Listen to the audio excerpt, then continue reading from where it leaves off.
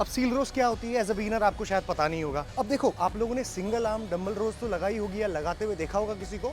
इसी का easier version है दोनों हाथों से साथ लगाने का। अब ऐसे दो लाइट से डंबल आपको लेने हैं, बेंच को इस तरीके से इस एंगल में लगाना है, लगभग आप ये कह सकते हो कि 30 या 35 डिग्री के एंगल पे, और इस तरीके से अपने हाथों को नीचे लटकाना है, ठीक है। और यूं न्यूट्रल एंगल पे, जब आपका हाथ ये होता है ना सीधा, इसे कहते हैं न्यूट्रल एंगल, इसे कहते हैं प्रोनेटेड एंगल, जब हथेली नीचे की तरफ फेस करती है, और जब हथेली ऊपर की तरफ फेस करती है इसे कहते हैं सुपीनेटेड एंगल, ठीक है। अब आपका हाथ जो है न्यूट्रल एंगल में है, न्यूट्रल एंगल बिल्कुल जैसे आप सिंगल आर्म डंबल रोज लगाते हो। अब देखो, एज अ बिगिनर जब आप ये लगा रहे हो तो क्या फायदा हो रहा है, जब आपको ये बेंच का असिस्टेंस मिलता है ना आपके चेस्ट को, तो आपकी बॉडी को स्टेबलाइज करने की जरूरत नहीं होती। अब जब आप ऐसे खड़े होकर बेंड ओवर रोज लगाते हैं, लोग 3 बार लगाते हैं, तो बॉडी नीचे की तरफ फॉल कर रही है, स्टेबलाइज करना पड़ता है, बैक, कोर मसल, लेग्स सब काम कर रहे थे। यहाँ पे आपकी बॉडी को थोड़ा सा स्टेबिलिटी मिल जाती है बेंच की वजह से। आपको सिर्फ ये मूवमेंट करना है। अब ये मूवमेंट क्यों कर रहे हो आप, क्योंकि भाई लैट्स का और बैक का फंक्शन है आपके एल्बो को पीछे की तरफ खींचना। ये अब जब आप ये मूवमेंट कर रहे हो